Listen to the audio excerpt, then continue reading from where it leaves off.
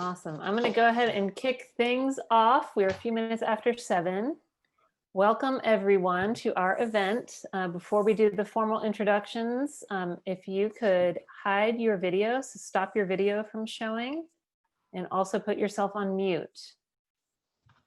We only want the videos on for the people who are presenting. So if you're not presenting, please hide your video. Awesome. Okay. Well, welcome everyone for a very special evening celebrating our friend, Patrick Dean, author of the brand new graphic novel, Eddie's Week.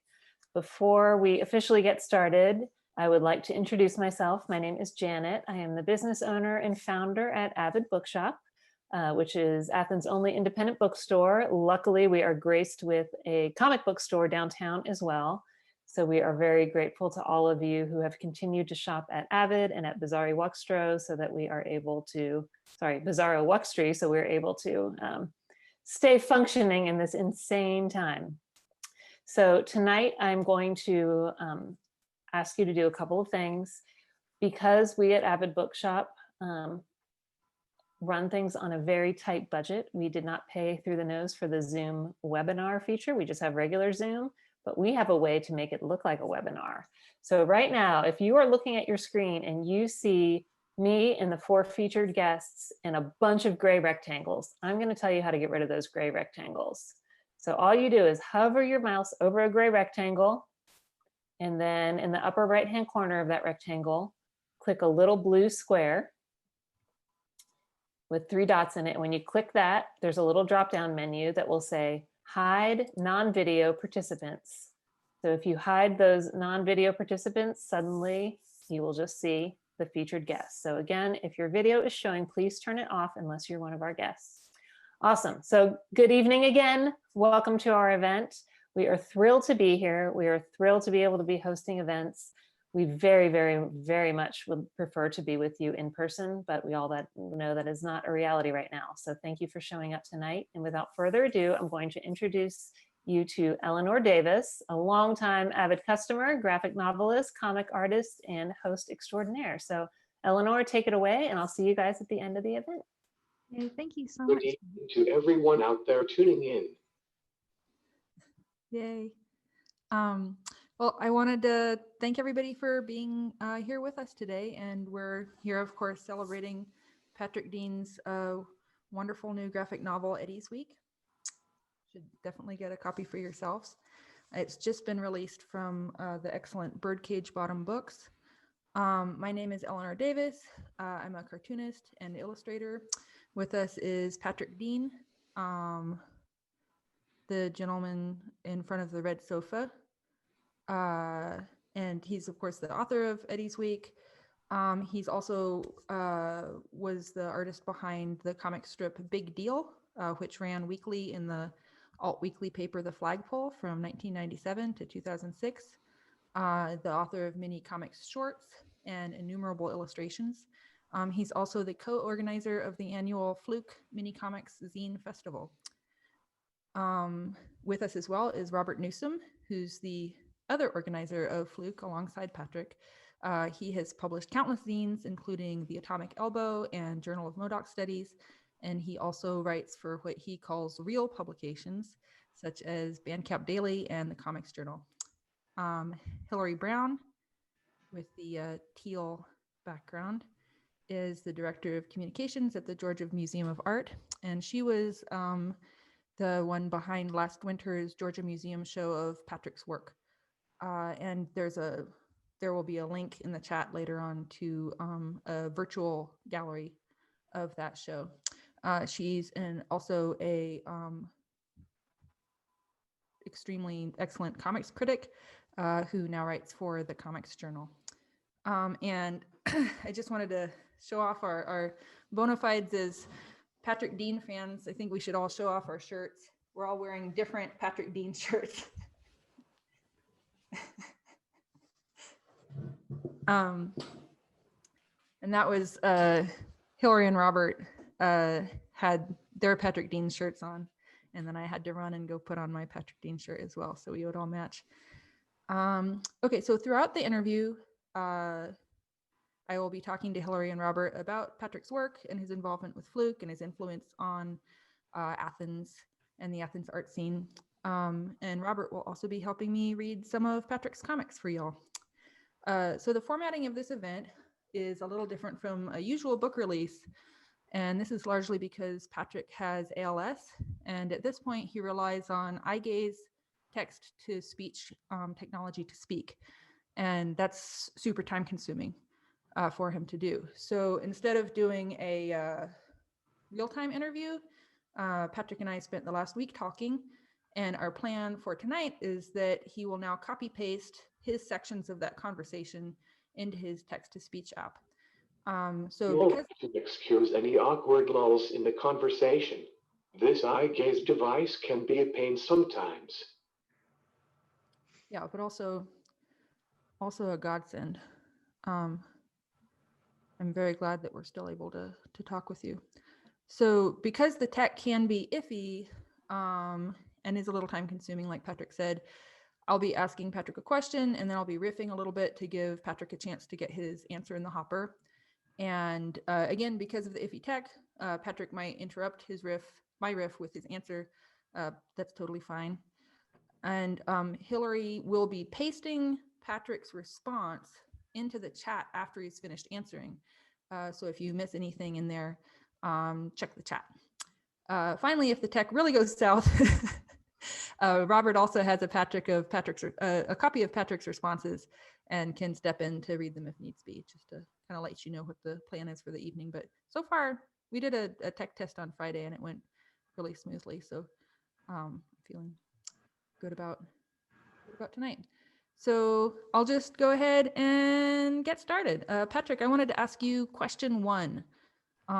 Your work is extremely alive and it has a tremendous energy. And I just was wanting to know, can you tell me a little bit about what it is that you look for in one of your own drawings? I grew up being attracted to the most slapstick-friendly cartoonists who put a lot of energy and gestures into their artwork. Cartoonists who used the full advantage of what a cartoon could do with breaking the laws of physics when reacting to something absurd. Most of the Mad Magazine artists like Will Elder, Jack Davis, and Sergio Aragonés would draw these magnificent panels with so much movement and life, and I wanted to follow in their footsteps. I can still dial it down for quiet moments, but usually try to give it my all and loosen up.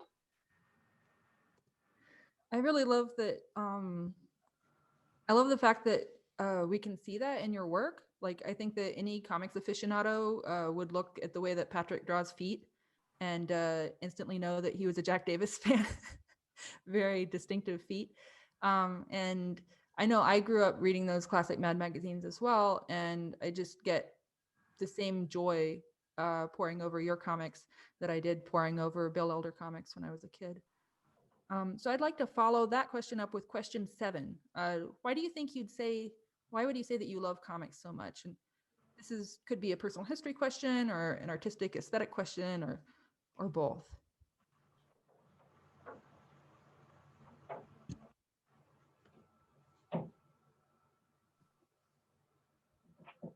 So I'd say that in the last few decades, alternative comics has seen less of this type of classic cartooning, and the aesthetic has been more dominated with static styles like Chris Ware on one side or sketchier, more energetic artists like Mickey Zucchelli on the other. These are both very opposing styles, but they're nonetheless, they're kind of similar in that they're very two-dimensional, whereas Patrick's comics are true classic cartooning. It's super three-dimensional. The characters really pop off the page. Comics are such a fantastic way to tell a story for its accessibility. I've admired how it can tell its message even without words. In a world divided by tongues, a pantomime comic can be understood by practically everybody around the globe. Comics appear in newspapers that can be enjoyed and tossed away or collected in $70 hardbacks. But I prefer its non-precious disposable qualities. An art form that is rugged and can take a beating. One of the reasons I'm proud to be published by a press with the name Birdcage Bottom Books. And if you want to join the Legion of Comic Makers, you don't have to go broke on art supplies. Scrap paper and a cheap ballpoint pen will suffice. Yeah, I think that that's We're a still on sync. question-wise. Yes. We're still on sync. Yes. Sounds great. Yeah, so that's also one of the things that I super love about comics is that they are, I'd say, a deeply proletarian art form. They've historically been really cheap to buy, and like you said, they're also really cheap to make. There's a super low barrier to entry to creating them. So I'd like to take that opportunity to bring in Robert Newsom, who's been coordinating the Fluke Small Press Festival with Patrick for the last 18 years, and is a aficionado in proletarian art forms, I'd say. So Robert, can you tell us a little bit Hello. about zines and mini comics? What are they, and why are they so great? Well, I think the important thing to remember about zines and mini comics is what you've already said about them, that there's such a low bar to entry that they literally can be anything that you want them to be. And that's what's great about the medium, is that you can have zines and comics as diverse as political titles, stuff like Drop Target, which is a zine specifically about repairing and the mechanics of pinball machines. Whatever you can think of, if you can focus that into a little bit of effort and get your friends to help too, you can publish something about it that stands as a testament to it, but at the same time isn't stuffy, isn't imposing, and isn't something that you necessarily feel like you have to treat like an art object. You can leave it on the bus and it's fine. And then somebody on the bus will pick it up and say, "Thank God, now I can fix that broken pinball machine that I had in my I basement." intentionally leave copies of my zines on the bus when I take the bus home from work. I just, every time I publish one, I'll just bring a couple extra in the bag, because I know that if I'm in a public place, if I'm in a restaurant, if I'm on a bus, which, that was the distant past, but, you leave them around, you leave them in public restrooms, you leave them, at the city hall on the benches. That's what they're for. I'm imagining you in like an arms race against the people distributing Jack Chick tracks. Say, who can reach the youth first? Who can reach Yeah, the- they have a little bit deeper pockets than I do, but I'll get them. Yeah, I believe in you, Robert. Can you tell us a little bit about Fluke? Yeah, so Fluke was a Is festival, Robert? a show. Well, yeah, okay. What was we didn't do it this year, and it still stings. It was started in 2002 by Todd Bach, because 9/11 canceled SPX, and so everybody had stuff ready to take to the Small Press Expo in Maryland, and they weren't going to be able to do it. And so Bach said, well, let's just all get together at Tasty World and just throw our stuff on tables and show everybody what we've been working on that we were going to take up there, but now we're not going to be able to. And Patrick and I were there. And we had some zines and we were talking to people. And I think somehow at some point we got roped into working the door downstairs. I can't remember exactly how that happened, but it was a lot of fun. And we would ask Bach, hey, you want help with this next year? You want to do this again? And it didn't seem like he was really into the idea. I think he had other stuff going on. And so Patrick and I helped him out that following year. And each successive year, people have come in and out, but it's been mostly Patrick and me, with assistance from people like Devlin Thompson, Mandy Mastervita. They'll come in and out. Joey Weiser is the only person who knows how the tables are set up, because Patrick and I refuse to draw pictures or take notes of the table setup. So Joey is key to the entire event, because he knows where the tables go.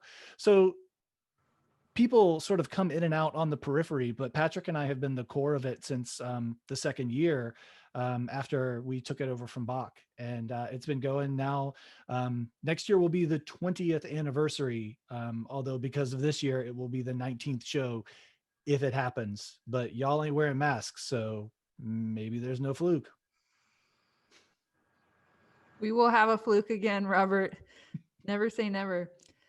So Patrick, I want you to, if you could load up question 3. When did you start making mini comics, and how did you get, I mean, Robert kind of answered that, but tell your story of how you got involved with Fluke. And I wanted to Fluke is actually how I met Robert and Patrick as well. I met them when I was a sophomore in college, and I was attending SCAD, and my boyfriend, now husband Drew Wang, and I would drive up from Savannah to table at Fluke. At that time, SCAD didn't have a lot of interest in alternative cartooning, and I would look forward to Fluke all year long. I would work on my mini comics to share, and it was a very important event to us at the time, and it still is, but it was especially precious back then when we had less of an alternative comics community. Are you ready with question 3, Patrick? I had been drawing comics since junior high and had a weekly comic in the flagpole during college, but it didn't occur to me to collect anything into a mini comic until the first Fluke show with support from Devlin Thompson and Robert Newsom. They drove me to Kinko's and walked me through assembling a digest-sized collection to sell at the first Fluke. That was in 2002. T. Edward Bach organized the first Fluke in response to SPX being cancelled that year immediately after 9/11.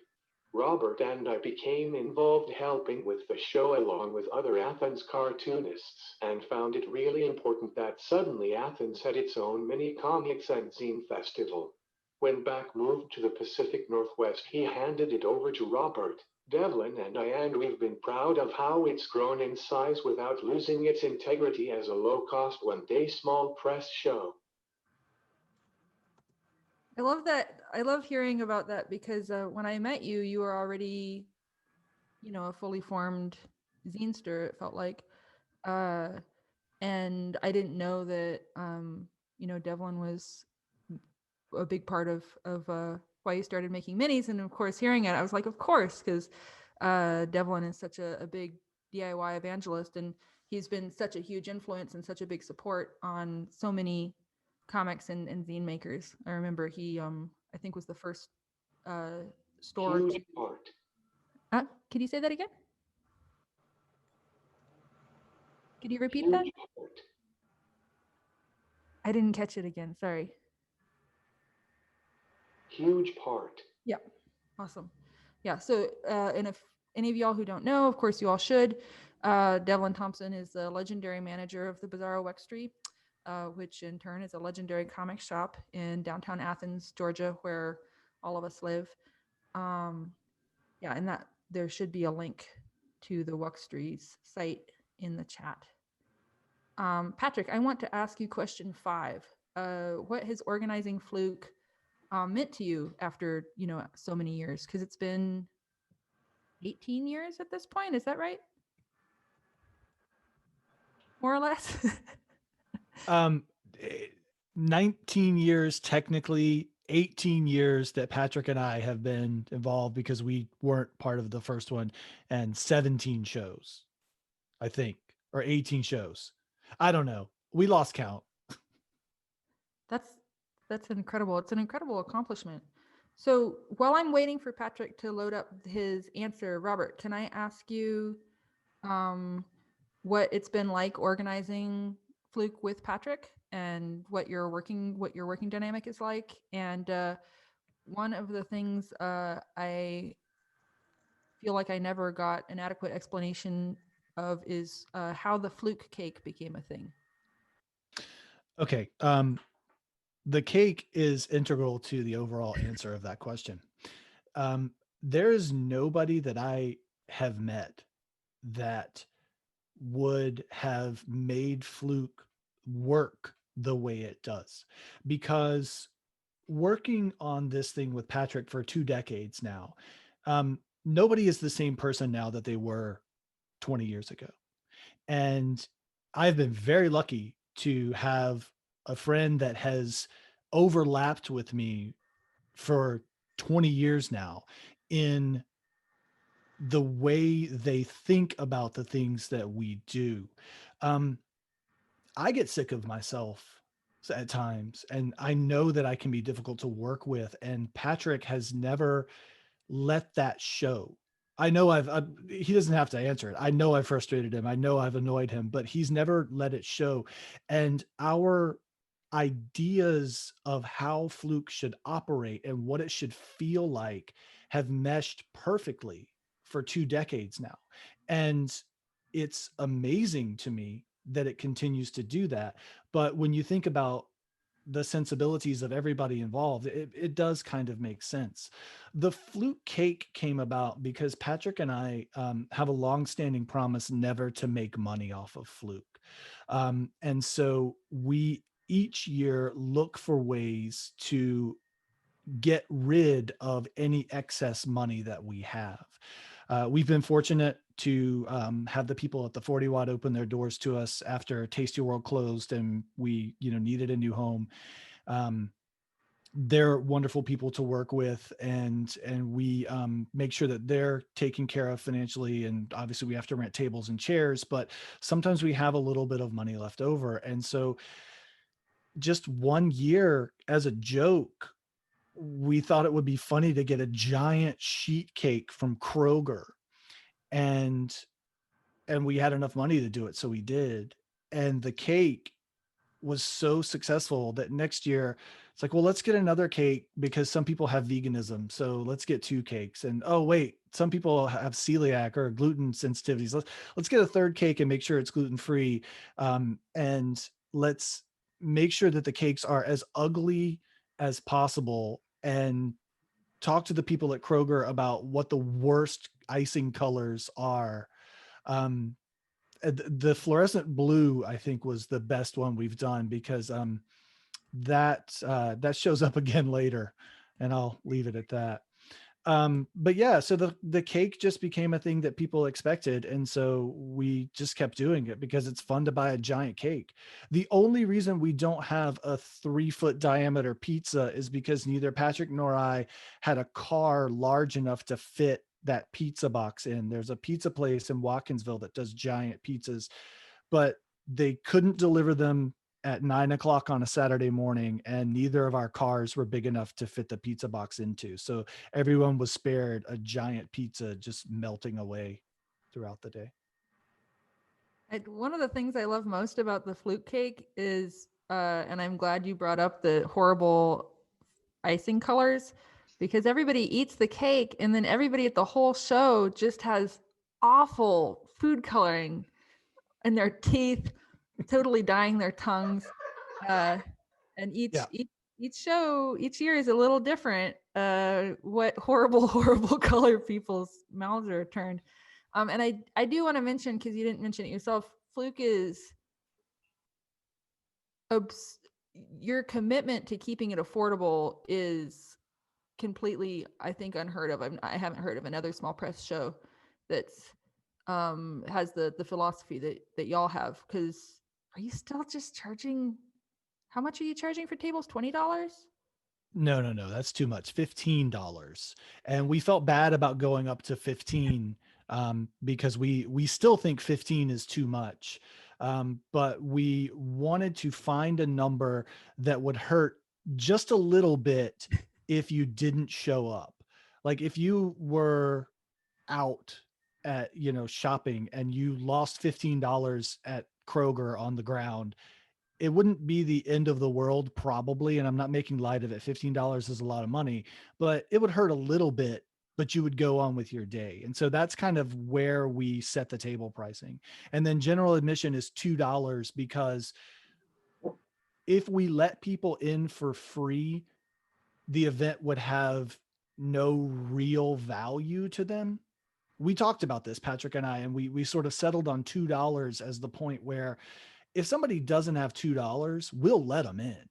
But $2 is something. And that has just enough grip on people that they pay the $2 to get in. And they're like, well, I paid that $2. I should probably buy some comics while I'm in here. And if you pay with a 20, then you have $18. And that's a lot of individual bills. Even if you get a 10, a 5, and 3 ones, you still have 5 bills. So you're going to spend that money. That makes me deeply happy. Yeah, and by comparison, a table at SPX costs like $250, $300 a table. So just it's a worlds apart. Oh, sorry, God. So Patrick, I think you still haven't answered question 5. I You have think a it's question? important for people who self-publish to have a venue to share their work in person and the opportunity to meet other people, some who become lifelong friends. Robert and I have made it a point also to keep the show affordable so anyone can exhibit with a table and not worry about breaking even too much. We have been appreciative of the support from the SCAD students over the years, many who table at Fluke for the first time period. Yeah, and I was one of those SCAD students, and Fluke meant the world to me. I think that it's one of the things that makes Fluke so special is that cartooning is essentially a really solitary art form. And unlike music, you make comics in isolation and you often read comics in isolation. I think it's hard to adequately explain to a non-cartoonist just how important Fluke has been to the Southeastern comics community. People look forward to Fluke all year, and like you say, lifelong friendships are formed. So I'd like to talk about some of Patrick's work that with y'all viewers, that he did prior to Eddie's Week. Patrick drew a weekly strip called Big Deal Comics and Stories for Athens local alt weekly, the Flagpole, and he did that for 9 years. So I think there are like 435 strips. He drew it from 1997 to 2006. He also did a tremendous number of Flagpole covers, as well as other artworks you could see around town. And Patrick's work very much defined the feeling of Athens, especially during that time period. So Patrick, I want to ask you question 4. Your friendship with Robert and as well as Devlin of Bizarro Wuxtree has been so key to your involvement with the small press community, and I just wanted to hear your story of how you all first met. And while Patrick's queuing up that answer, Robert, can you tell your truncated version of the story you told the other day about how your memory So I was of... working in this remaindered bookstore, and I'd seen Patrick's art. I'd read his comics. I was like, man, this guy's got something. And he would come into the store. We had being a remaindered store, we would just get what we got. And so we had a few volumes of this Hugo Pratt series. And if you have read the Corto Maltese series by Hugo Pratt, you'll see that's a big deal. It's an influence on Patrick. You can see it, you can tell. And so Patrick came in, he's like, hey, you had like volume 3 of this Hugo Pratt series. Do you have more? And I'm sure I was so intimidated by this incredibly attractive, well-dressed, talented man asking me this question that I did what I always do, which is hide my fear and intimidation behind scorn. And so I was probably not very nice to him. And I was like, nah, because we just got those and we're not going to get any more. So that was the first time I met Patrick. And then when I started dating my wife, she had known Patrick. She had worked at the Flagpole, and it's just one of those things where people are pulled into this orbit from disparate places, and they wind up sticking, together. And there was a party, but I think Patrick's going to talk about the party. So I'm gonna segue over to Patrick Dean on this one. You ready to I go? had run into Devlin during trips to Athens to visit my brother Alan as far back as middle school, but didn't really get to know him until I moved to Athens in 1995 and visited Bizarro Wuxtree regularly. A co-worker from the Flagpole, Mary Jessica Hammis, began dating Robert in the late 90s, and we hit it off during a New Year's party discussing records and comics. We've been pals ever since. 20 years. At the same party, I also talked to a woman I had met a few weeks earlier. We also hit it off and got married a few years later. That was how I met Arian. I love thinking about. I love thinking about that party. Not only because it feels so historic, but because since I know all the people involved, you and Robert and Aaron, I know that there is a very good chance that one or all of you would have gotten cold feet about going and instead decided to stay home and like read a book or whatever, and history would have been forever changed. So I'm very glad y'all worked up the nerve to go. Okay, so I am going to, if I can figure this out, share some of Patrick's work with y'all. I'm going to do a screen share.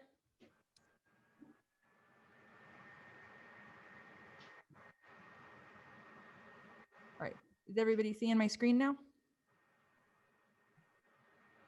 Beep, burp, beep, burp. Hillary, can you see my screen? Nope. No. Sorry.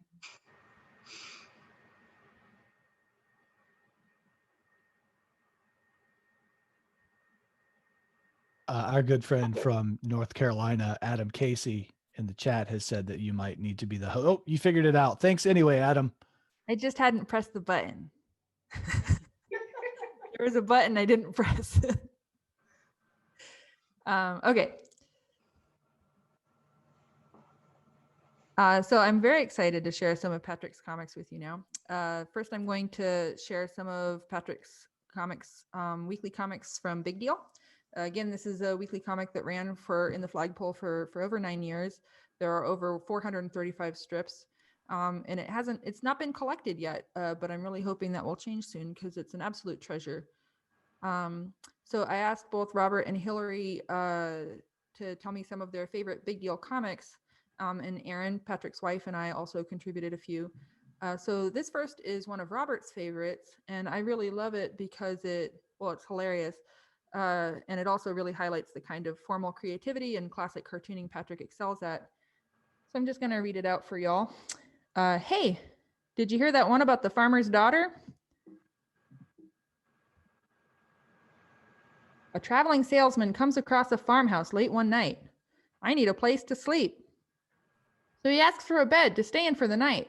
So the farmer says, on one condition, you have to share a bed with my daughter. Did I say daughter? I meant octopus. So the salesman says, she sure does have a nice set of tentacles. And on and on. At this point, as you can see, it becomes pretty much unreadable. Speaking of unreadable, this is one of my personal favorites. Perfectly good comic interrupted by bear attack. It's clearly something that Patrick delights in. And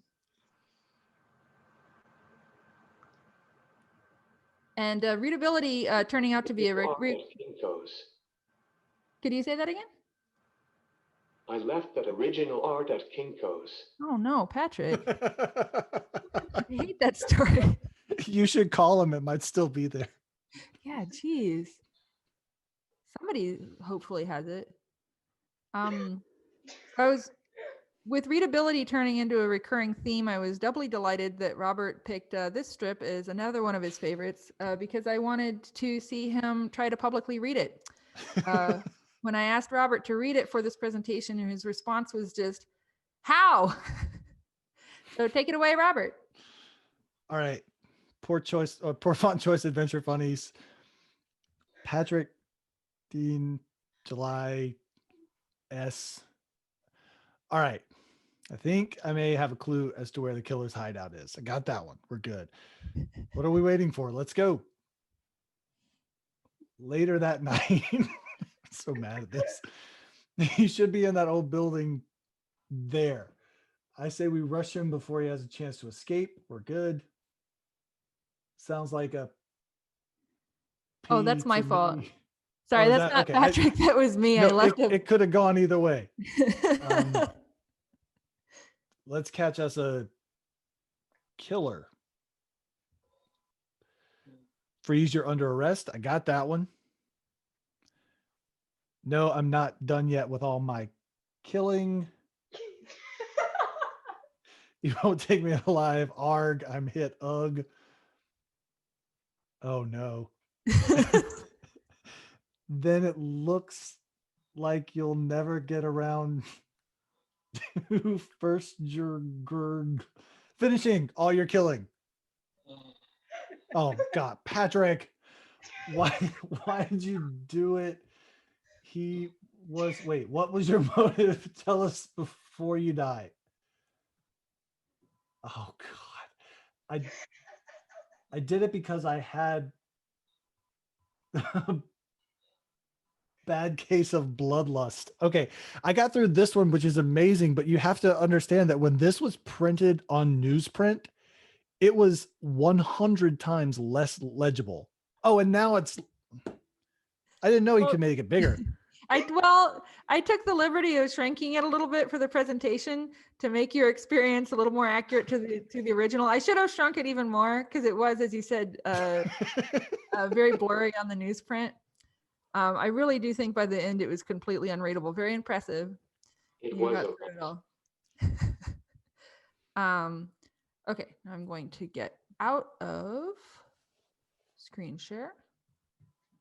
Maybe, or maybe not.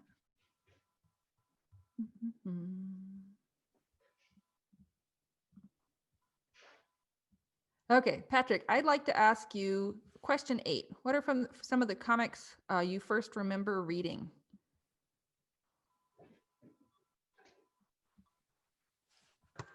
And like I said before, it's always such a joy to hear what comics the cartoonist read growing up, because like with Jack Davis, you can often still see so many of those early influences in their work.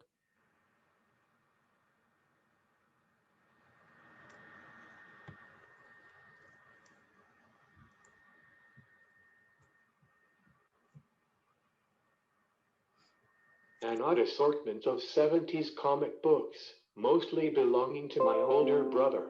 Some superhero titles, but the comics that stuck with me were the sci-fi and horror comics from that era. House of Secrets, House of Mystery, Mystery in Space from DC, an issue of Grimm's Ghost Stories from Gold Key that had a terrifying cover of the specters of a hooded executioner about to behead a prisoner before a room of horrified onlookers. My brother had the oversized Star Wars treasury that adapted the movie, which we read to shreds.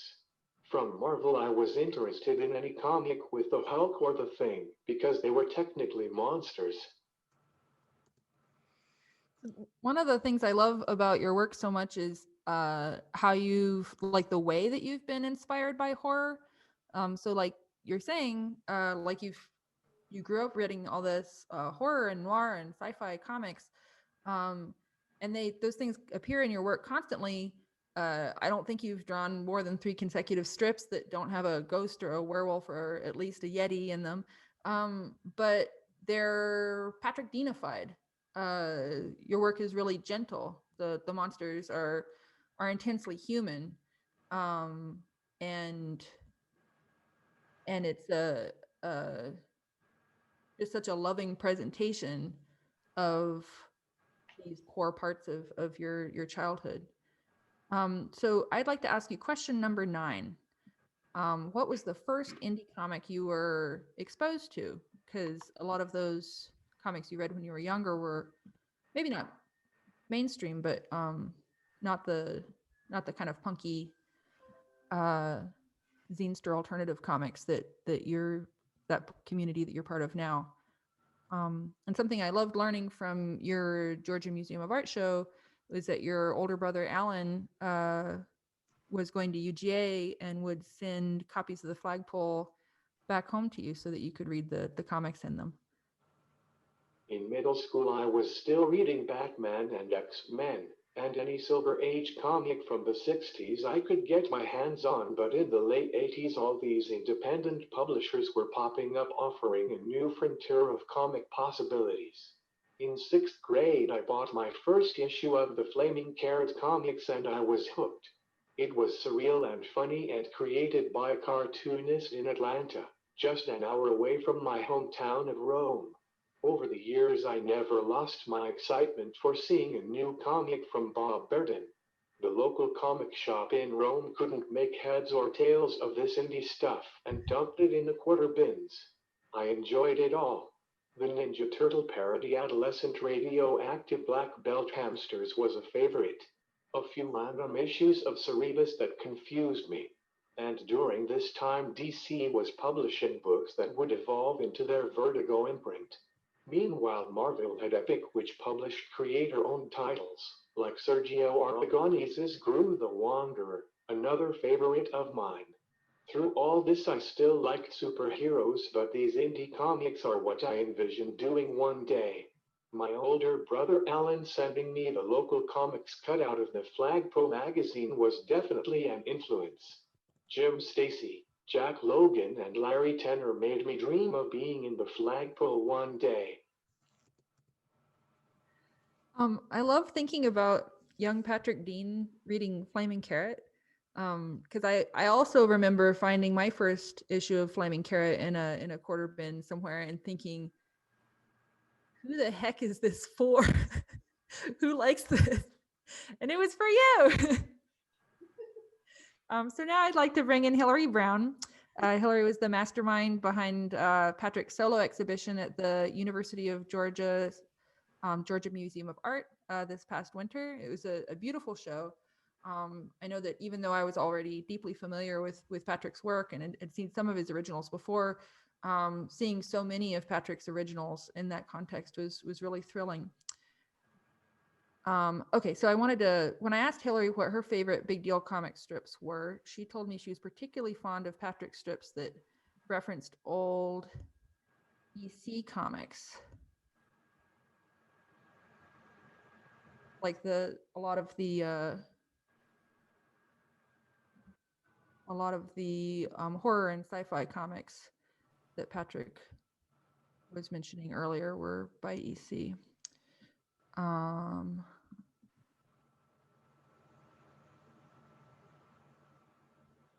All right, Robert, would you like to read this one?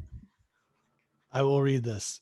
The War on Drugs, Patrick Dean, August 26, 2004. All right, crack rock. Let's see what you're made of. Arg, marijuana got me right in the gut. Ugh. Only one of us is leaving this here battlefield alive, heroin, and it ain't gonna be you. All right.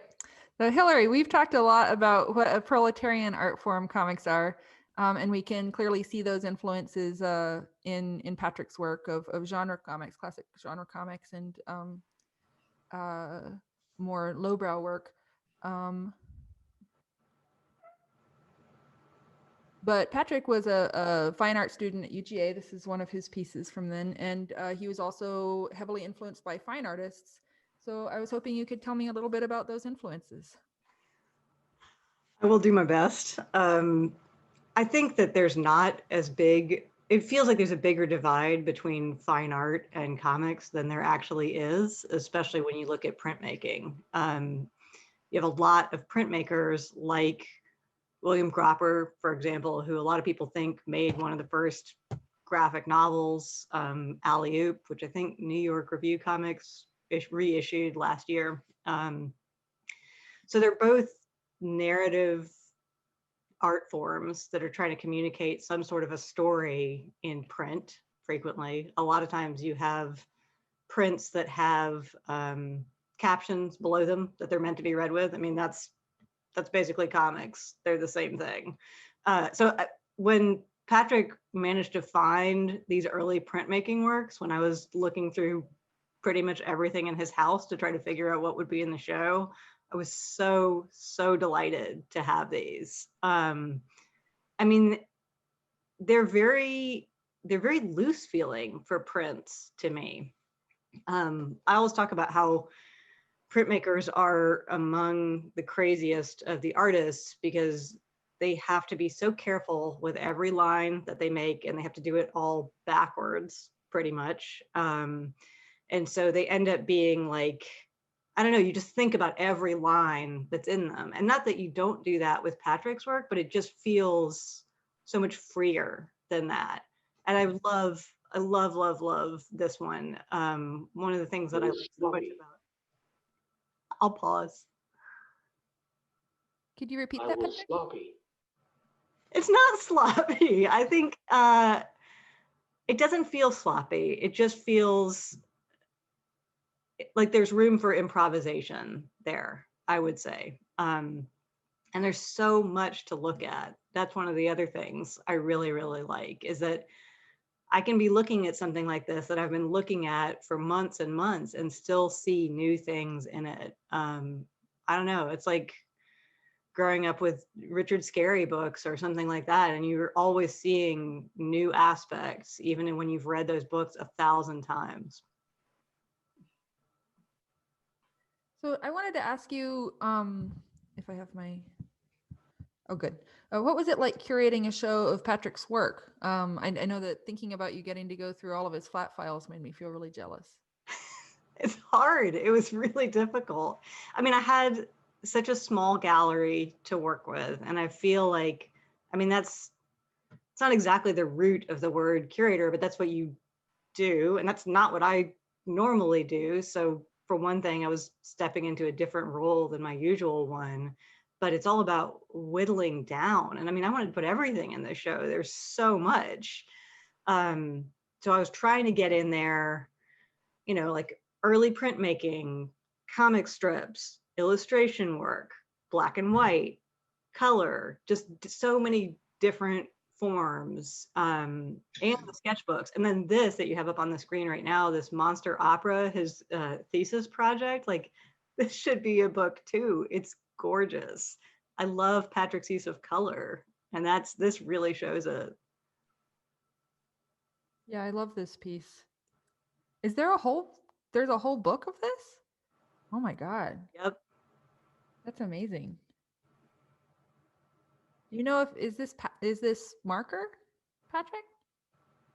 Hillary? I can't remember. I think Book. Can you repeat that?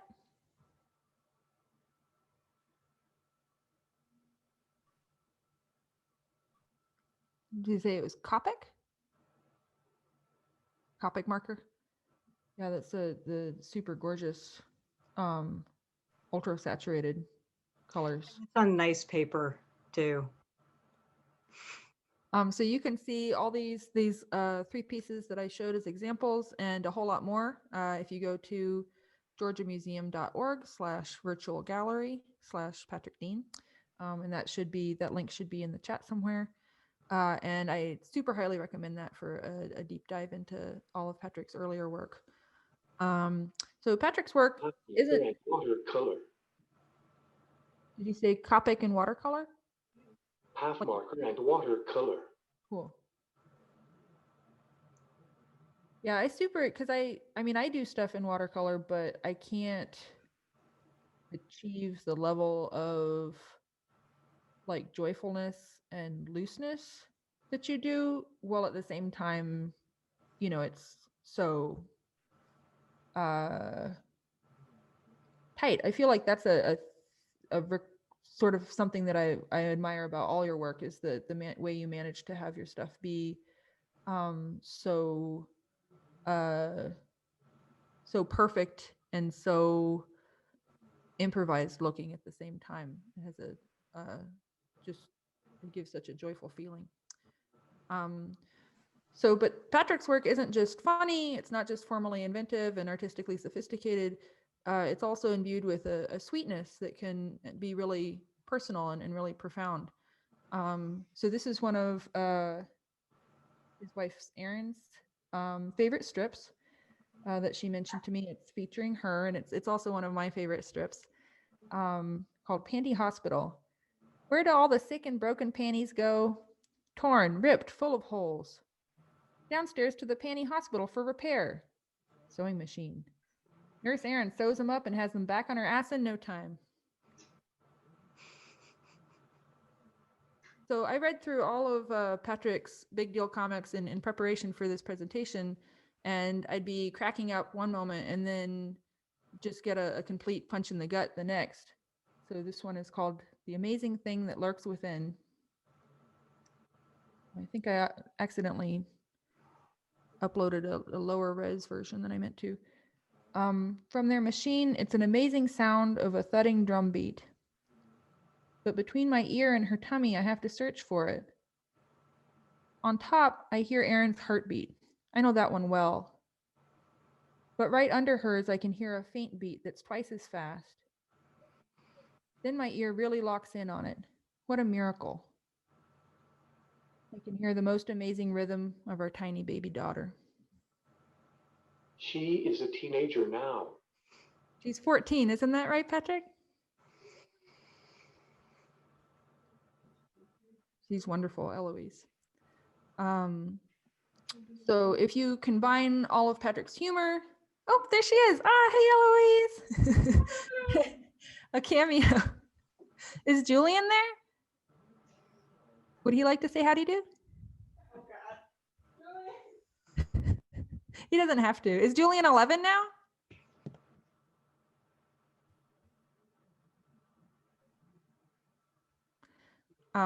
Okay, we'll wait for Julian to come in and wreak havoc.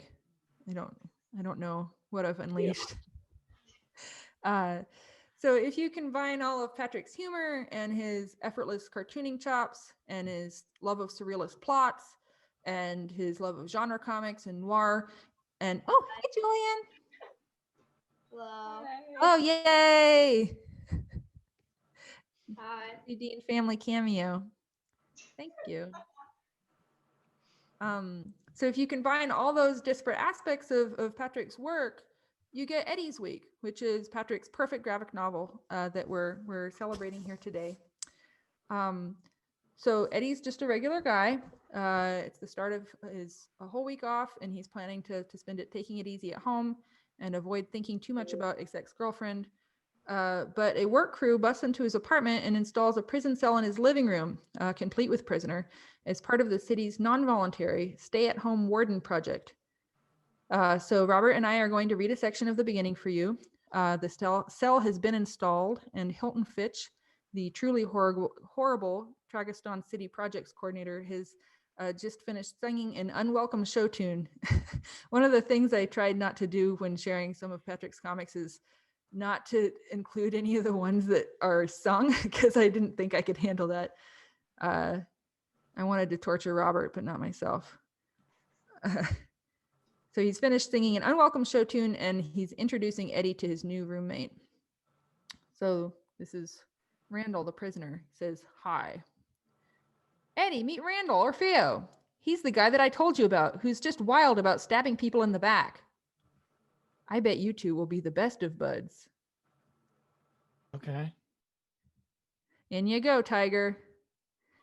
Did you ever have a hamster when you were growing up, Eddie? I had a gerbil when I was 12, but I got sick and died.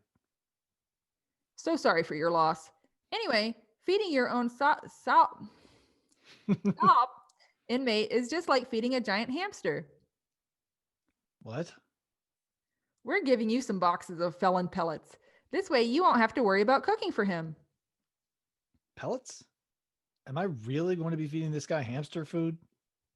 Hamster food? This stuff is healthier than any of the junk food you have in your kitchen. Too yummy. I'd better not hear about you eating Backstabber's food. I'll let him out and have him stab you. Kidding, of course. If you get bored, here's a box of old paperbacks you can throw at him. If he reads them, great. If he doesn't, it's always fun to throw things at people, right? And if you need to contact me, I think my business card's tucked into one of those books. When I find it, expect a call from me. Good. We can talk about our favorite television shows. Whoa, that's no place for a coffee cup. You'll have to be careful. Those books are property of the city of Tragiston. I didn't put it there. You'll do fine. We need to go now. We still have some cells to install around town. You give us a call if the big guy gives you any trouble, Mr. Lubo. But I didn't sign any forms. It's not official. Don't go. Don't worry about the forms. I'll fill them out for you. Ta-ta! Slam. Randall says, "You know I'm innocent." So things just get weirder from there. The beginning of the book is pretty staid compared to the rest of it. Next thing you know, Eddie's new crush Liz stops by, and to explain the cage man next to his sofa, Eddie weaves this elaborate yarn involving fake mustaches in both Florida and Canada. And of course, the lie inevitably cascades. And the next thing you know, Eddie's enmeshed in mysterious murders and improbable swarms of deadly bees. And for some reason, he's chosen to join a club of wannabe bears. So here's the Living Barely Club having their monthly meeting at the library. Eddie doesn't have a bear suit on yet, but spoilers, it's only a matter of time. Robert. Hey, what is this, a furry convention? I'm not allowed to say the F word because YouTube will flag it. F off. This is a private meeting. We're the East Decatur book haters. This room is reserved for us from 7:30 until 8:30. What? We booked this room a week ago. Now scram. Grrr. And I'd like to point out this terrific cameo by our own Robert Newsom here, a notorious hater of books. So it's obviously a deeply goofy book. But despite this, a sense of melancholy and sweetness remains. So one of my favorite scenes in the whole book is this one. Eddie is run into his ex-girlfriend Claire, who he hasn't gotten over yet, and she is teasing him about the fake mustache that he just bought. She says, "You are gonna open a pizza place?" That's right. I'm going to open my own pizza place. Does your new girlfriend know you're going to ask her to dress up like Jerry Colonna? Put it back. Well, geez, Eddie. You would have found that pretty funny a few years ago.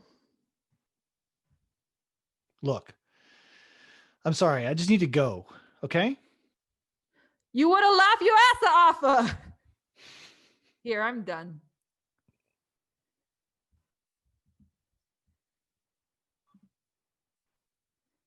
Stop the share. So that was the part of the presentation that I was the most nervous about, was saying, you would have laughed at you big ass off. Still not sure if I nailed it. So Patrick, I'd like to ask you question 10. What was the first kernel of Eddie's Week for you? And how did the story develop from there? Because we all knew you were working on this big book project for many years, and I wanted to ask you what your first step was.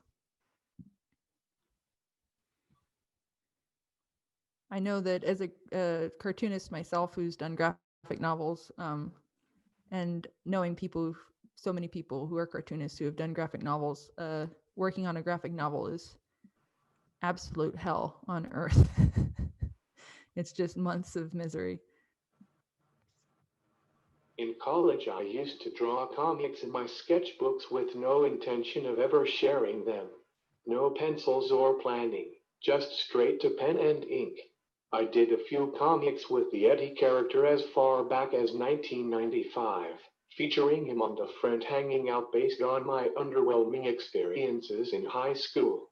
When drawing comics in the coming years, I used the Eddie character again, but in more absurd situations, and eventually had him star in a comic that ran in the Flagpole magazine for a while.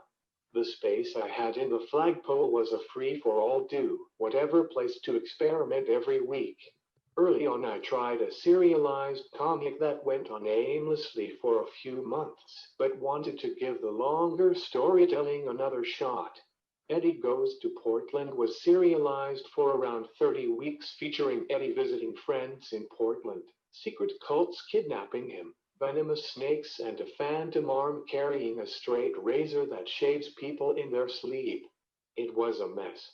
When I knew it, I had never even been to Portland. Long after I left the Flagpole, I had a need to attempt a comic story spanning more than 30 pages, and spent a long time building the skeleton to Eddie's Week. Early drafts were really different from the final product.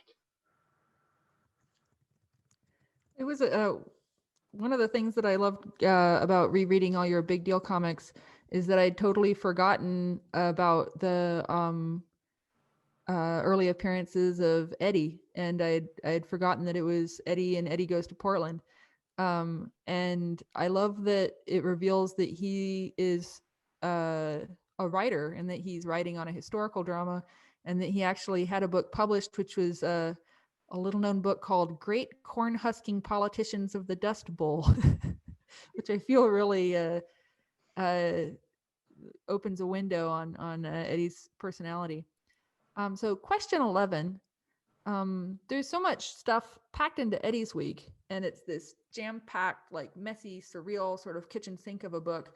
But by the end of the story, like against all odds, most of the threads have been satisfyingly tied up.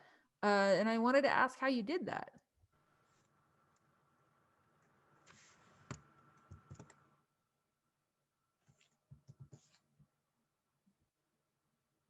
During the planning process of Eddie's week, I was introduced to what would become my biggest literary influence that probably kept the story from being a total train wreck. The late great Darwin Cook announced he was doing comic adaptations of the Parker crime novels that Donald Westlake wrote under the pseudonym Richard Stark. Cook talked of Westlake so highly in these interviews that I was excited to check this guy out. I quickly learned that a lot of Westlake books were either out of print or between printings and started a treasure hunt. The first book I found was The Hot Rock, the beginning of his Dortmunder series, and I was struck by how ridiculous the plot became but tied everything up by the end. I continued reading anything he wrote, including the excellent Parker series, and it pushed me to have as much audacity and absurdity in my story as I wanted, as long as I didn't leave too many loose strings behind. Westlake made me focus on storytelling and not to be weird for weird's sake, because the result will look forced. I love thinking that if I were to read these Donald Westlake books, I might also magically learn to write really complicated but also satisfying crime novels, like there's some kind of magic spell. So I wanted to ask you question 11 part 2, if that's not too hard for you to find. I just wanted to push you on, like, you make it sound so easy, like you just read this new author and it sort of like lit this light bulb where it, let you know how to write these complicated stories, but it had to be hard, like tying all these disparate threads together. It was definitely work. I have sketchbook pages of mapped out plot points, trying not to leave anything hanging, but not getting bogged down over explaining, and computer Word files with multiple outlines that I shot down. I wanted to charm the reader, but not frustrate them. I think charming is a really perfect descriptor of the book. It definitely charmed the pants off of me. So I'd like to, if you could queue up your answer to question 12. I'm going to ask Robert and Hillary about what they thought of the book. Robert, were you surprised by your surprise appearance, your cameo? I've always wondered, Patrick and I have actually never spoken about the fact that I'm in there, just tearing pages out of books. But I kind of thought it was put in there by Patrick to see if I actually read the book or not, because I read earlier sort of drafts of Eddie's Week, and then it was serialized online for a while, and I mean, I knew it was going on, and I thought it was great. I think, and Patrick, I could be wrong, but the other guy from the East Decatur Book Haters, is that Justin Colossi? Yeah, I thought that was Justin and I hanging out, just ripping pages out of books. And I really like the idea that we hate books, because as Patrick knows, I notoriously hate books. And so I like the idea that Justin and I have formed a club specifically to destroy them in a library from 7:30 to 8:30. But other than those two panels that I'm in, the rest of the book is good too. So I don't want to, like, get everybody's hopes way up for more of that character. But the rest of the book is well worth reading also. There's a lot of bees in it. Justin Kolesiestes is one of the managers of Little Shop of Stories Indicator. It's a really hard thing to hate books as much as he does and be the manager of a bookstore. So Hillary, as a comics critic, after being so familiar with Patrick's work, were you surprised by the direction that Eddie's Week went in, or did it feel like a natural progression? That's a good question. I think I was nervous reading it because I'm so used to reading Patrick's work in a shorter format. And it's a lot easier to be funny in that format, I feel like, because you can hang a strip on a joke or 2 jokes. If you break it up and you do 3 panels on the top and 3 panels on the bottom, you get to have an opportunity to get 2 jokes in there. So it's neater to do it that way. But this book is incredibly funny, which is one of the things that I really liked about it. It doesn't feel like just a bunch of sort of scenes stuck together to get jokes in. It feels like a full story. And I like the art a lot. I mean, I didn't read it as a comics critic. I just read it as a human who pretty much only reads comics.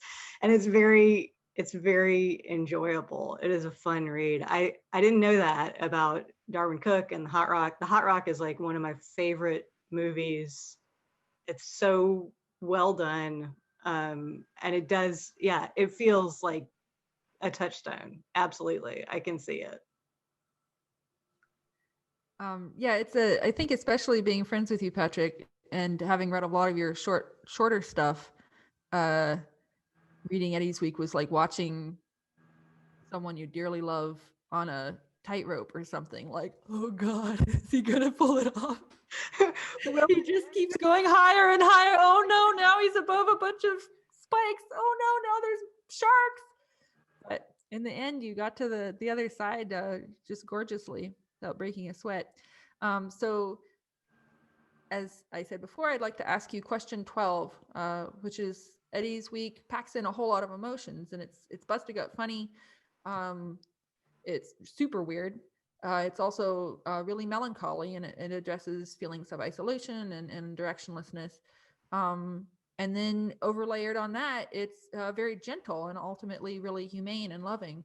And I wanted to know if it was difficult to balance all those contrasting emotions, and if while you were working on it, if you ever thought it might be veering into too dark or into too comedic. I had a hard time avoiding the story going into too dark territory. Some of my favorite comedies have a body count, but I get turned off by anything too nasty and mean-spirited. I toyed with the idea of killing Eddie off by an accident caused by the living barely members. It still would have been funny, but I didn't want to end this story on a sour note. As far as the more melancholy elements of the book, I have a history of anxiety and depression, much of it untreated in my teens and the first half of my 20s. Through those times, I was still cracking jokes as a coping mechanism. When I started writing Eddie's Week, some of the sadness from that era of my life crept in. Nothing overtly soul-crushing, but memories of anxiety robbing me of experiences most people my age were having. I still followed those story beats with a joke to avoid it being a bummer. Yeah, it's interesting to me to think that you were exploring an earlier, lonelier time in your life in the book, and something that makes me really happy when reading the book is how much Claire reminds me of Erin, your wife. They're both really cool and tough, and they're both really funny, super funny. But in your book, Claire broke Eddie's heart. But in real life, you and Erin got married, which brings me a lot of joy. So question 13, sort of segueing into that, is how old did you feel like Eddie was in the book? I couldn't tell if he was supposed to be late 20s or early 30s. The whole book has this very like time capsule feeling to me, kind of rewinding the world to a decade ago, when we first met and we were all younger? I would say early 30s. Past the adventuresome years of risk-taking and settling into comfortable habits and longing for a decent night of sleep. It's a great time in most people's lives. You've probably set up camp in the town you will retire in and know at least one person who would drive you to the airport. You have your favorite restaurants, and maybe you don't like your job, but it pays the bills. I never address Eddie's job, but he's fine with it, although he has vague plans to be a meteorologist. Still, he's not that invested in making that plan come true. That's I love in the book where Eddie tries to apply for the meteorologist job. It's such a sweet bit of insight into his character, and it's, you just kind of throw it in. It's unconnected to the rest of the book, but you did it so adroitly, and it just felt like it fit perfectly. This little bit of a flavor detail. So I want to ask you question 15, followed by question 16. Question 15 is, what was the funnest part of Eddie's week to write and draw?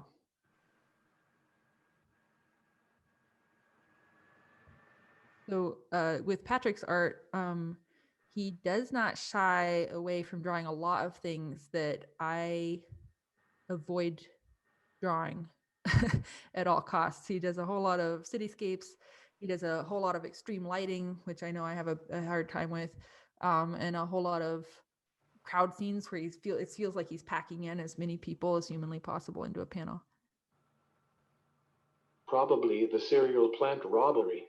I enjoyed drawing the small gang of characters creeping around in the dark trying to be inconspicuous before things go south. Runner-up would have to be the crowd in the garage towards the end. Lots of ways to play with shadows on the pages. I love using a lot of ink. So the things that were your favorite things to draw were literally the things that would have made me the most bonkers. So what was the most difficult part for you to figure out?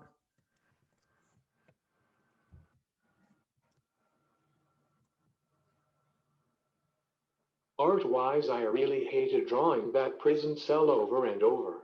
I was glad to write it out of the script. Story-wise, I had trouble knowing exactly where to end it. I had ideas beyond where I left it and came close to adding an epilogue, but decided to save it for a follow-up comic. If I had known I was going to get this sick, I would have started the sequel immediately after finishing Eddie's week. Still, I'm content with the ending.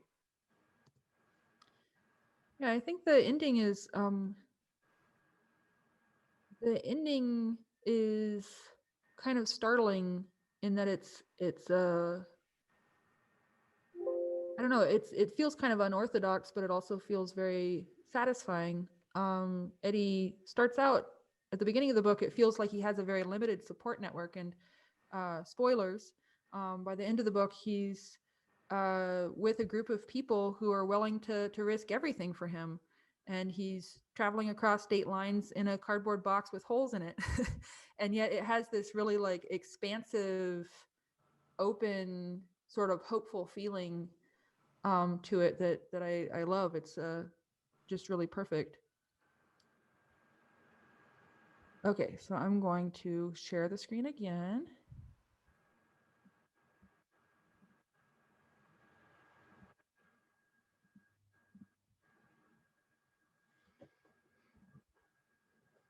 This is the hardest part of the presentation for me, is doing the screen share back and forth. Okay, so Patrick finished Eddie's week shortly before being diagnosed with bulbar ALS. Within a couple months of his diagnosis, he couldn't talk. The following year, he couldn't walk, and now he's almost completely immobilized.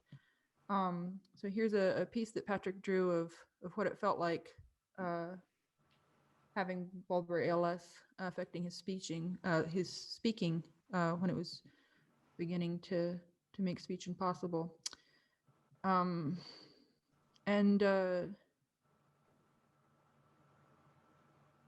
I feel like it's important to say that there's no silver lining TV movie takeaway from Patrick's illness. It's just something that's gone horribly, nightmarishly wrong to our friend. So I'm baffled by how Patrick does this, but with a tremendous amount of effort and setup, he still manages to draw with a pen and paper, and his drawings are still extraordinary.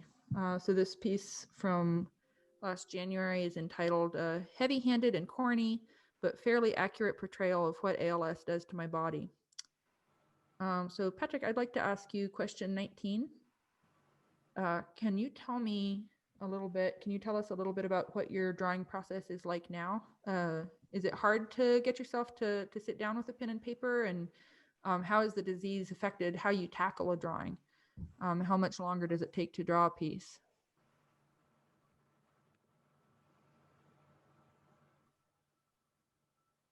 The first thing I had to let go of was certain details and hand lettering that I had taken for granted. When it became too difficult to lift my arms and keep my wrists straight, I had to give up using pen quills and brush with India ink and switch to felt tip pens of varying sizes. I can still draw without dragging my hand through wet ink. But over the past year, my biggest change is needing my family to set me up to draw because I cannot do any step by myself. They have to rig up a desk with my wheelchair, open the sketchbook to a new page, put a sock over my drawing hand so it can glide over the paper, and then put a pen in my hand so I can grip it. Without my family, nothing happens. Once I am set up, I can concentrate on drawing and even enjoy myself. But what used to take 15 minutes now takes hours. I don't have a tight schedule these days. I'm used to taking my time. It's incredible watching you draw.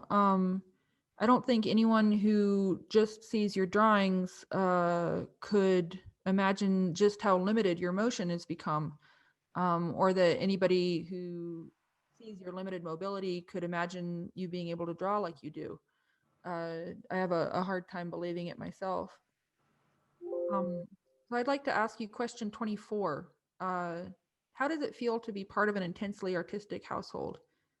We met Eloise and Julian earlier. Eloise is an artistic wizard. She builds and sews.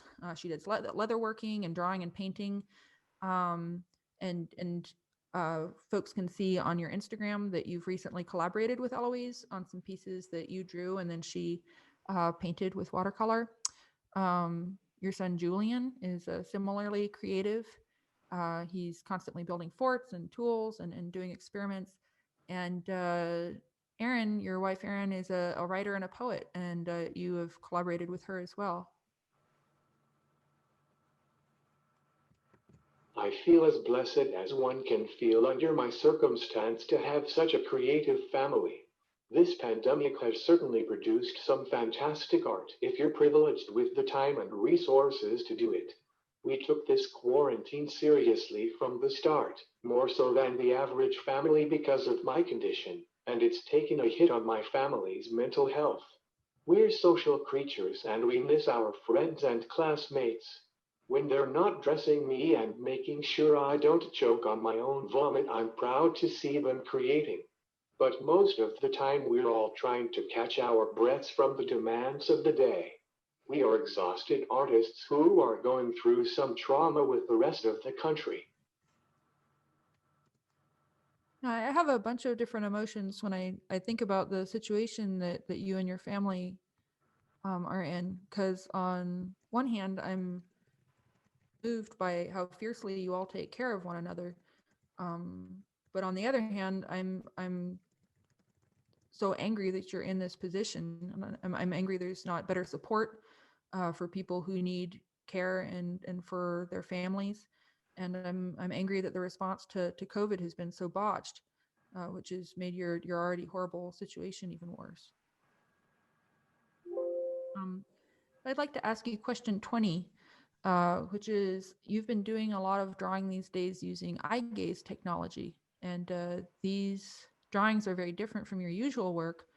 The limitations of the tech make the images very loose and abstracted. And they're beautiful, but they also feel like a statement of defiance that you're going to keep on making art until the bitter end.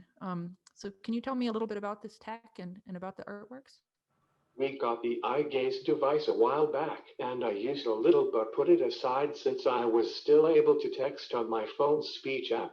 Once my left thumb began locking up and texting became impossible, I admitted to myself I needed to use the eye gaze device full time. My wife and I discovered my eyes have to be at the right distance. My glasses have to be clean, and I can't be in the sun for it to work right. She has spent a lot of time on the phone troubleshooting with the device rep for me to be able to draw on this device. I have a photo editor app on here, and once she showed me how to click and hold the cursor with eyes, I could make a continuous line. Exciting, but it felt like learning to draw again. The first time I drew something resembling a face, I was over the moon, but it's not enough. I have to push myself to draw more coherent. I can still draw by hand, but I have to be ready for when my hands totally fail me. And if it looks primitive and wild, it's still better than nothing. Yeah, I love these pieces, and it's been really exciting to watch your pieces evolve, even in the short time that you've been doing them. I really love this recent thing you've been doing with incorporating photographs of your home. It's just beautiful. So question 23. I'd like to know what it is about the last 6 months, the COVID times, that made you develop such an intense, outspoken political voice.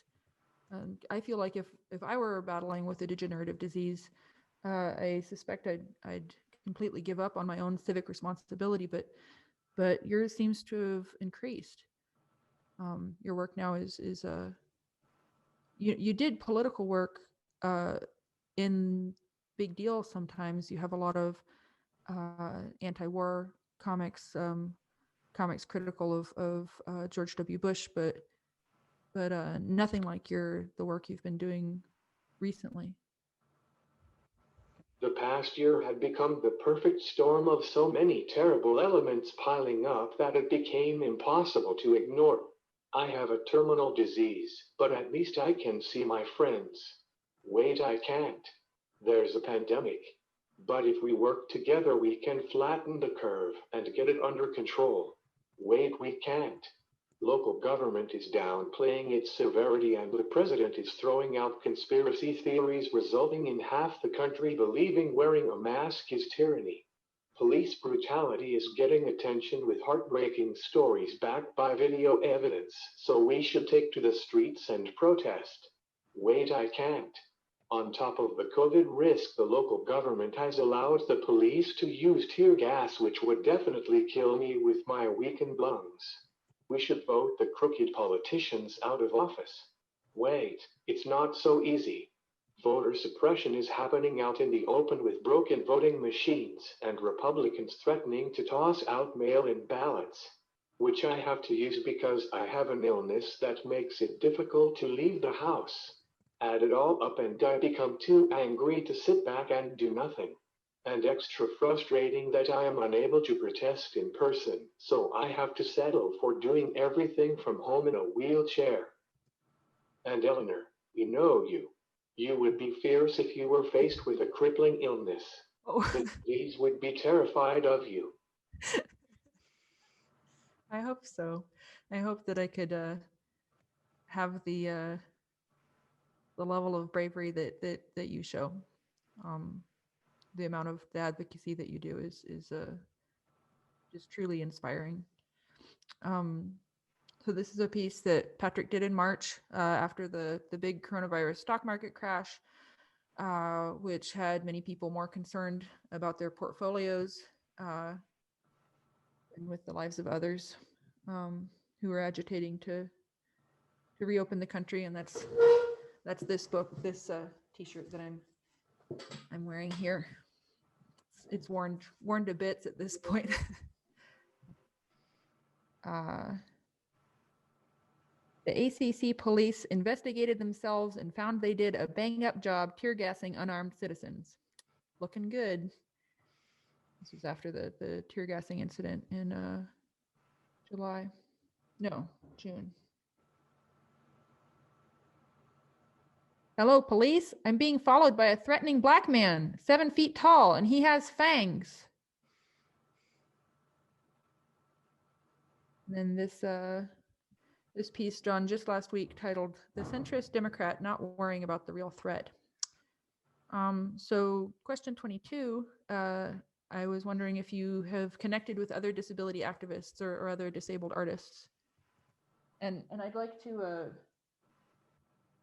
to mention that Patrick does all these straight in ink, which is something that I just can't understand. For you non-cartoonists who are watching or non-artists, usually cartoonists do an underdrawing of pencil, figuring out the basic structure of a piece, composition, and then they ink over that and then they erase the pencil lines.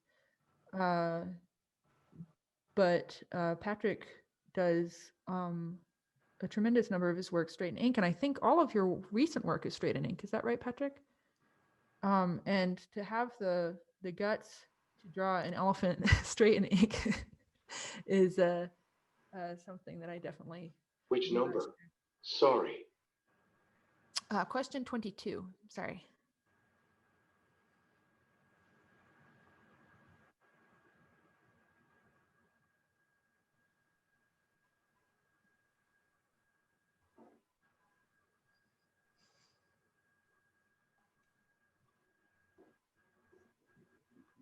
I also think that it's very inspiring to look at Patrick's work.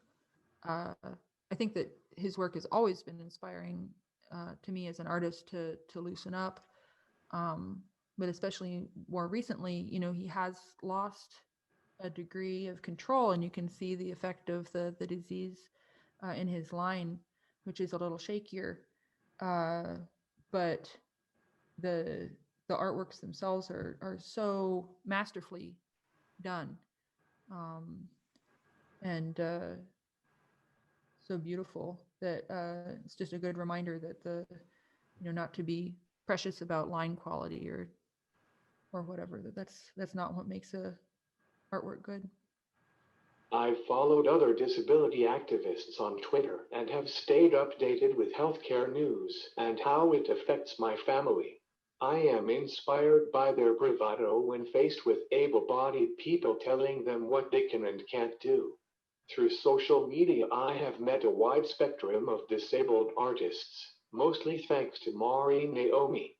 She's a West Coast cartoonist who has created several artist databases of marginalized people, including the Disabled Cartoonists Database. Her work has been very valuable in connecting with this community. Mari is super awesome. I hadn't actually visited the Disabled Cartoonist database before you mentioned it, and it's just a wonderful resource. Along with she's also the founder and administrator of the Cartoonists of Color database and the Queer Cartoonist database.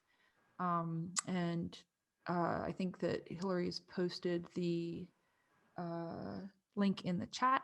You can find the Disabled Cartoonists database at disabledcartoonist.com. So last question, question 21. Your work is so personal and it's often so painful, but you generously share it on Twitter and Instagram. And I wanted to know if that was ever difficult for you to do.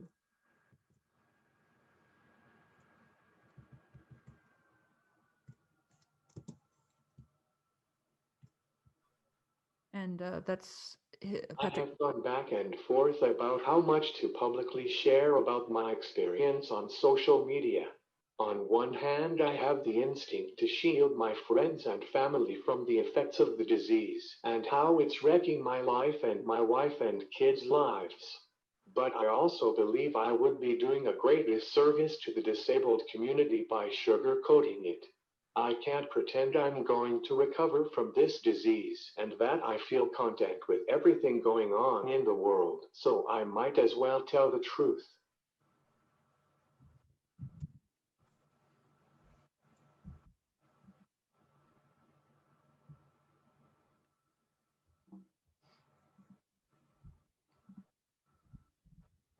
So I wanted to end with that answer because it was so moving to me, Patrick's commitment to the truth. Life can have so much sweetness and so much funny stuff, but it can also be incomprehensibly brutal and painful and unjust.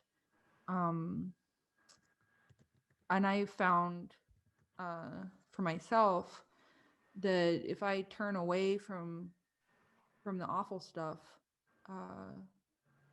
if I try to pretend that stuff isn't happening, then I start to lose. I can feel my heart freezing up, and I start to lose a little of what is most precious inside me. But Patrick refuses to.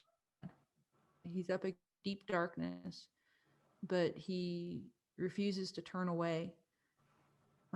He's looking the darkness in the face and he's drawing it. And in those drawings and is sharing his art, he's sharing his tremendous bravery with us. And he's giving us a chance to face that darkness ourselves, I think, at least. It gives me a sense of strength to see his bravery. And I just think that's an incredible gift. So Patrick, thanks you so much for being with us. That was a fun collaboration with Colette Rand, an Athens poet. That's true. I was the dining room open piece with one of the horsemen of the apocalypse. That was based on a tweet of Colette's, wasn't it? That the apocalypse was going to be ushered in with the horseman holding a flag saying dining room open. It's funny, but also not funny. So Patrick, I wanted to thanks to my friends arranging this event and Avid Bookshop for hosting us. Thank you for taking the pandemic seriously and holding an online event. Yeah, I want to thank Avid as well, especially Janet and Rachel and Patrick. I want to thank you for being here with us. I know it's a lot of effort for both you and Aaron to pull this whole thing off. And it meant so much to me to get to talk with you over the last week. That was just so special for me. And it was such a treat to get to reread all your work and gush over it. I was having my parents and my husband take care of my baby and saying, I'm busy working. I have to reread all these big deal comics. And it was, it's just been really fun to gush about your work with Hillary and Robert. And I'm so pleased for everybody who's going to get the chance to read Eddie's Week and to be delighted with it. And everybody watching, thank you so much for joining us here tonight. If you haven't picked up your copy of Eddie's Week yet, you can now from avidbookshop.com, and definitely follow Patrick on Instagram at Patrick_Dean_comics. He's posting new stuff up there all the time. Thank you all. Good night and pleasant dreams. This has been a blast. Thank you so much. Yeah, this was just an extraordinary evening. What I really love about all of this is just the chance that people who love Patrick and his art and his creativity are all together. And it's just really inspiring and awesome to see someone so completely loved for being his completely genuine self, full of creativity and fervor and anger and honesty and a little bit of silliness here and there too. So thank you so much. Because I know we have a lot of people still around who just want a chance to at least wave hello. If you are around and not feeling shy, the event is officially over now. We'll send you an email in a little bit just to thank you again for being here. But if you would like to turn your video on and wave hello to Patrick and Hillary and Eleanor and Robert, please do so now. Just let's have a couple minutes, soak it all in. We'll let Patrick have a chance to try to figure out all these people who are here for him. So thank you so much. I'll give you guys a couple minutes to wave. I'm going to turn my video off and then the event will officially end in a minute. So thanks so much, y'all. Yay.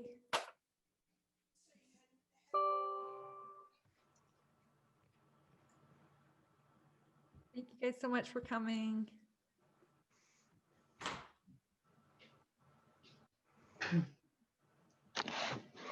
Eleanor, you did an awesome job, and Robert and Hillary. Thank you very much. Oh, I have to. And Patrick, of course. It's wonderful to see everybody's faces. Athens is a magical town.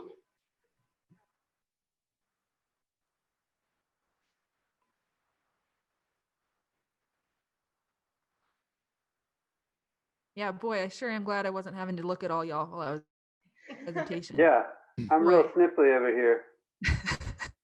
Must be the allergies or something.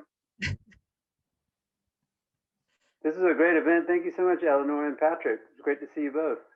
Thank you, Dustin. It's lovely to see Well, I just love to be seen. you. Okay, I'm going to finish cooking my eggplant parmesan. You guys have been great company tonight. All right. Well, likewise, thanks everybody for logging on. We love you so much. Oh my goodness. Hello, I'm seeing a bunch of babies down at the bottom. Haley, hey Lisa. Thank you all. Kiddos. Okay. We'll see y'all on the internet.